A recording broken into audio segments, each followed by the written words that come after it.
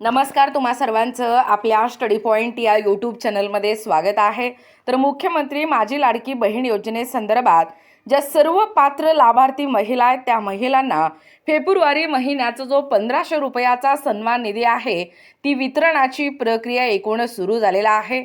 अनेक लाडक्या बहिणींना काल परवा या ठिकाणी निधी हा जो आहे तो 1500 रुपयाचा हप्ता पात्र लाडक्या बहिणीच्या बँक खात्यामध्ये जमा झालेला आहे। तर काही लाडक्या बहिणींना अद्यापही 1500 रुपयाचा हप्ता मिळालेला नाही।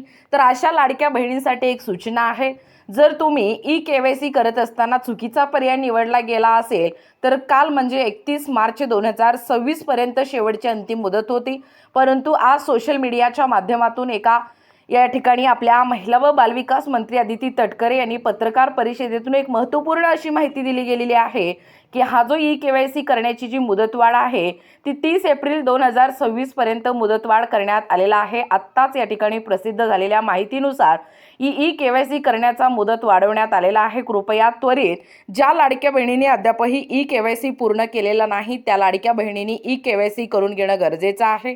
बघा, एकूणच सर्व ज्या उर्वरित महिला आहेत त्यांना येत्या 2 ते 3 दिवसात सर्व पात्र आधार संलग्न बँक खात्यामध्ये हा जो लाडकी बहीण योजनेचा जो सन्मान निधी आहे तो 1500 रुपयाचा सन्मान निधी पात्र लाडक्या बहिणीच्या बँक खात्यामध्ये जमा होणार आहे।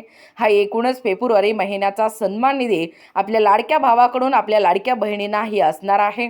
खरं तर राज्याचे दिवंगत मुख्यमंत्री देवेंद्र फडणवीस व राज्याचे या ठिकाणी उपमुख्यमंत्री एकनाथ शिंदे साहेब व या ठिकाणी आपल्या अजित पवार यांच्या नेतृत्वाखाली सुरू झालेली ही लाडकी बहीण योजना निरंतर अशाच पद्धतीने या ठिकाणी ही सुरू राहणार आहे। विरोधकांनी टीका केली या ठिकाणी तरीही हा जो लाडकी बहीण योजनेचा हप्ता आहे तो नियमितपणे दरमहा 1500 रुपयाचा हप्ता लाडक्या बहिणींना पडतो आहे।